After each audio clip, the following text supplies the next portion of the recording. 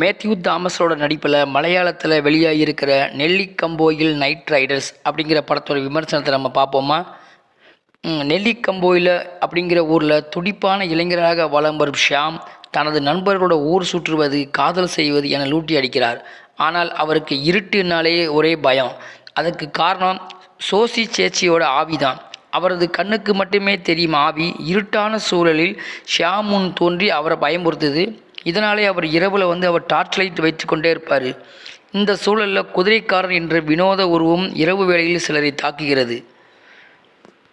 அதனை பிடிக்க சிலர் முற்பட போகும்போது பலமாக தாக்கப்படுகின்றனர். இந்த நிலையில் ஷியாமோட காதலி தன்யாவையும் குதிரைக்காரன் தாக்க அவர் மருத்துவமனையில் அனுமதிக்கப்படும் நிலைக்கு ஆளாகிறாரு. ஆனால் அந்த குதிரைக்காரனை தன்னிடமிருந்து பிடித்து தர வேண்டும் சொல்லி ஷியாம்கிட்ட கேட்குறாங்க. அதற்கு பயத்தால் முதல்ல நடுங்கும் ஷியாம் பிறகு தானியா மீது உள்ள காதலால் ஒப்புக்கிறாரு. பின்னர் ஷியாம் எப்படி தனது நண்பர்களுடன் சேர்ந்து குதிரைக்காரனை பிடித்தாரா, அவரை மிரட்டும் சோதி சேச்சியிடம் இருந்து அவர் தப்பித்தாரா அப்படிங்கிறத மீதி கதை. 2000 நடக்கும் கதையாக இந்த படம் தொடங்குது. ஹாரர் காமெடி ஜானர் என்று படக்குழு கூறினாலும் பயமுறுத்தும் காட்சிகள் தான் இருக்கின்றன. பல இடங்களில் இயக்குனர் நௌபால் அப்துல்லா நம்மை சிரிக்க வைக்க முயற்சித்தாலும் பெரிதும் பார்த்து பழகிய காமெடி காட்சிகள் என்பதால் வாய்விட்டு சிரிக்க முடியவில்லை.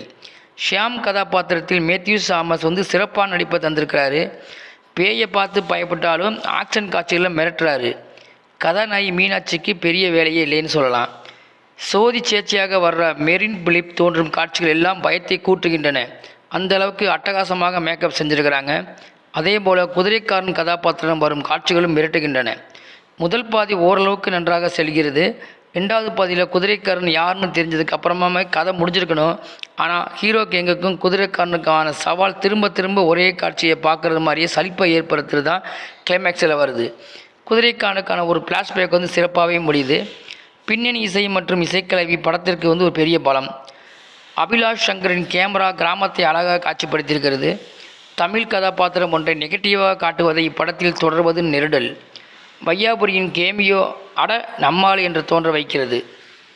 இந்த படத்தோட ப்ளஸ் பாயிண்ட்னு பார்த்தோம்னா கதை, பின்னணி இசை, சண்டை காட்சிகள்லாம் ஓரளவுக்கு நல்லாவே இருக்குன்னு சொல்லலாம். மைனஸ்ன்னு எடுத்துக்கிட்டிங்கன்னா திரைக்கதையில் சுவாரத்தை கொஞ்சம் கூட்டி இருந்திருக்கலாம் அந்த படத்தில். மொத்தத்தில் இந்த படம் எப்படி இருக்குன்னு பார்த்தோம்னா புலி வேட்டையாடுகள்னு பார்த்தோம்னா ஆனால் எளிய வேட்டையாடிட்டு போயிருக்கிறாங்க.